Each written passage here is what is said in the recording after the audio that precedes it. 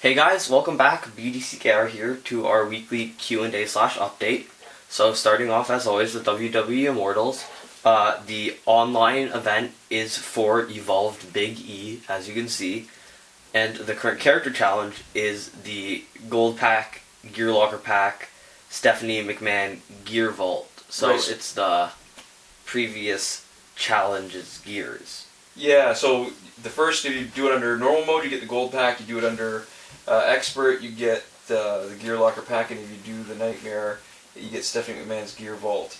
And yeah, it's not bad. Yeah, and we're going to be skipping Mortal Kombat X this week just because nothing seems to change, and maybe in future weeks unless you guys really want us to keep doing it. So we'll go straight to Injustice.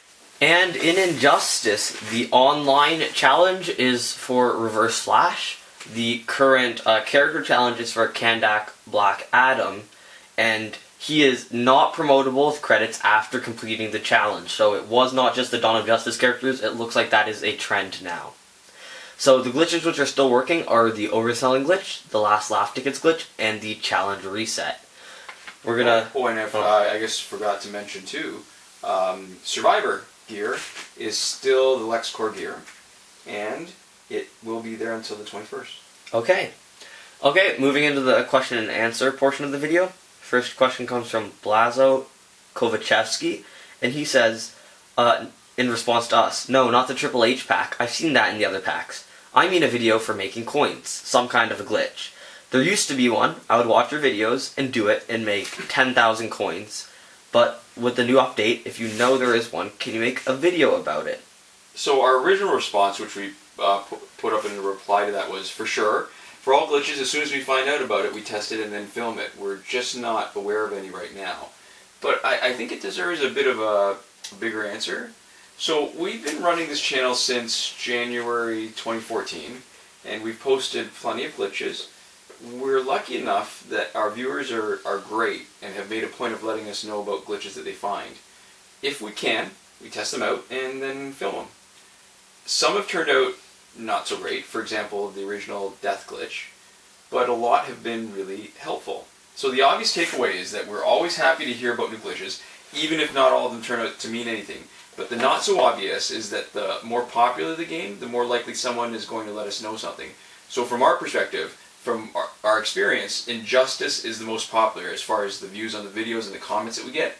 Fewer people play Immortals, which means fewer potential people letting us know about glitches, and Mortal Kombat X is around there. And that's part of the reason why we made the decision to not really do the updates. Not only is there not a lot going on, but honestly, we stopped playing it a lot when we had all that connectivity problems, and we just never got back into it. Yeah, it's really hard to get into something when it's such a hostile environment to start playing and make any progress. And that's not entirely the developer's fault, but that's just how the cookie ended up crumbling. So, if you hear about a glitch, let us know. We can't promise that we'll check everything out, but we can promise that we'll do our best to figure out a way to take advantage of it. So, I guess a good case in point is the recent overselling glitch for 2.8.1, where I think we've contributed something important, even though we didn't discover the glitch for ourselves. Yeah, like a lot of the testing and advice that we have on it. Okay, so our next question comes from SUSHRUT Shastri, and they say, "Hey BDCKR, will you guys make any new videos of multiplayer teams, as there's a bunch of new characters and the whole game seems changed because of augmentations and a bunch of new powerful gears? So any new teams or old teams with new gears and augmentations?" So, I guess what's interesting to me is that, well, what I still find interesting is trying to make teams with the old players and make them relevant. Yeah. Because anytime new guys come out, we're happy to, try them out a bit, just see how they feel, how they look. But there's lots of people doing the new ones, new videos of the new characters, and it's almost a shame to not use a roster, like to use maybe 3 or 4 characters only, of a roster of 100. Yeah, and to me, the most fun games are always the ones that are a little more competitive, right? There's a little more difficulty. But also the ones where they're a lot more interactive, where you have really interesting passives that play into the way that you play, as opposed to just making it easier to play, right? Yeah. So like a passive that, like Doomsdays, right? Mm-hmm. Which is really, really interesting. And of course it's a competitive edge, the way that it plays with stats and stuff, but more than actually just being a really great passive, it changes the strategy that you have with the way you gear them up and do stuff like that, right? Mm-hmm. The kind of, the way that the Flash plays with the speed and everything, but also specifically Elseworld Flash's bullet time, just makes him really fun to play when he gets to that low health, right? In that little kind of section. Like right now. So, I think the new characters, it's not that they don't have interesting passives, it's just that I think the old characters have interesting passives, and the lower stats sometimes can make them more fun to play. And some of their passives do actually seem more focused around changing your strategy as opposed to just straight up making a character better, which to me is... Obviously, it's not the best thing, right? But to us, it's the most fun thing. In a lot of ways, the best thing and the most fun thing should be the same, right? Yeah. No, I completely agree with you. Yeah. And it also touches on one of the other issues that comes up in the forums, where people complain, well, it's too easy to finish multiplayer, it's not, just roll over people. And I can see the point of why you'd want to play that, because every once in a while it's nice to just totally wreck another team. Just Ares Godsmack and then Batgirl first special. Yeah. Now, and if you're going for the online rewards, definitely you want to be able to mow through people really quickly. But every once in a while, if you really want to challenge yourself, it's there. You use characters that you're not familiar with. You use gear that's not maximal, that's not legendary. Or you take gear off as you decide this is still too easy, this is still too easy. So the difficulty level, especially in online multiplayer, is really self-set, right? Because they scale with you in a lot of different ways. They used to. Yeah, but they scale with you in a lot of different ways. And in the ways that they don't scale is how you decide how much better you want to be than them or how much worse you want to be than them, right? Yeah. So crit chance and crit damage and then the gear, and you get to pick. Now that's controlled. It occurs to me that we still haven't answered this question. So we actually do have, maybe it doesn't seem like it, and I think we're going to make the effort to do a new team that we've been playing around with a little bit this week.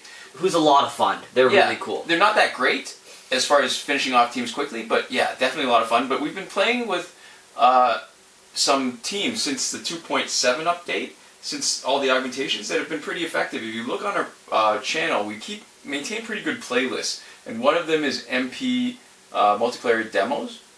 So you might want to take a look at that. And the last few, we've been focusing on similar characters and making only minor tweaks.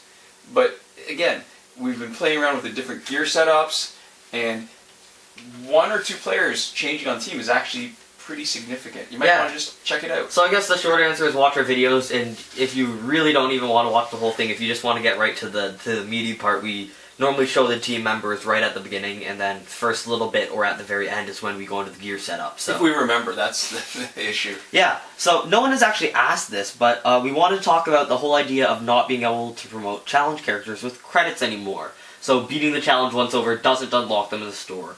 The only way to get them to Elite 7 is either with cheating, resetting the challenge, or paying real-life money. Okay, so I guess it might seem a little bit funny that we're talking about having characters that are limited, since we have been doing challenge resets basically since the birth of this channel. So if you're on Android, you can pretty easily get every challenge character promote them up to Elite 7.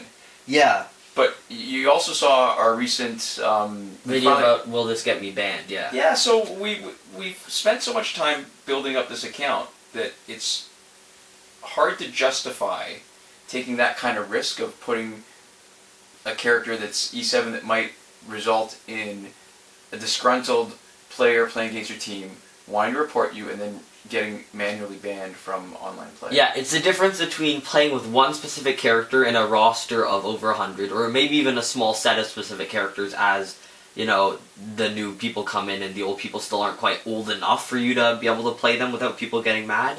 Mm-hmm. And if it's a 1% chance that you get banned, getting to play with that one character as a benefit does not outweigh the risk of just potentially screwing over your account for online play.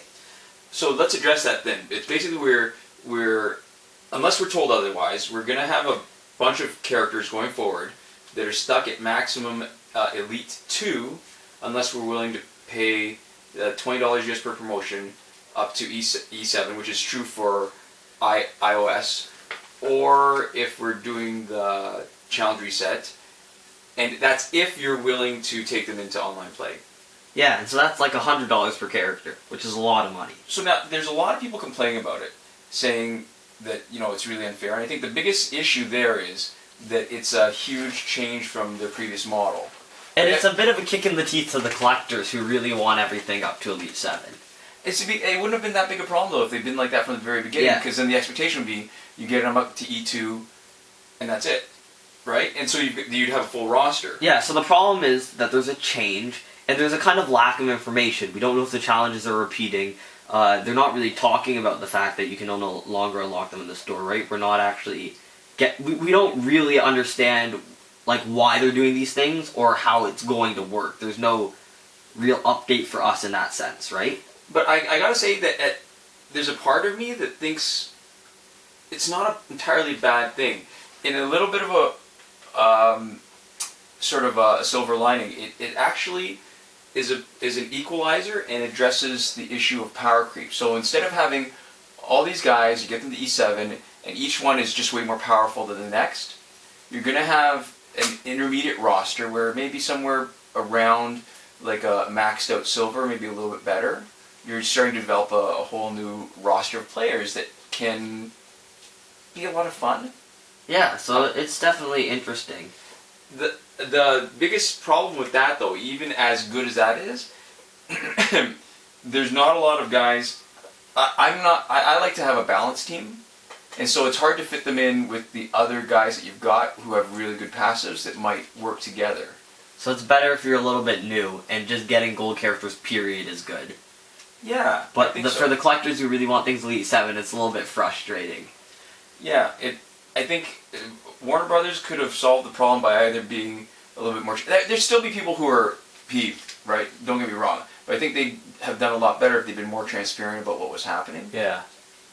But I guess we'll find out in the next few months when the next update comes. After Antimatter, Sinestro, and then the next update, we'll see what actually happens. Because to me, if this was a bug and they had not intended this, it's a pretty simple fix to change the attributes of a card so that it can be purchased after finishing the purchasing promotions after finishing their challenge. So we'll let this fight play out, yeah. But anyways, thanks for watching. Thanks if you're watching this far. I'm pretty sure almost everybody who's gotten to this point is pretty loyal to us and our channel, so we really appreciate it. It's really cool, and at the end of the day, people like you, our cool community, is why we do this.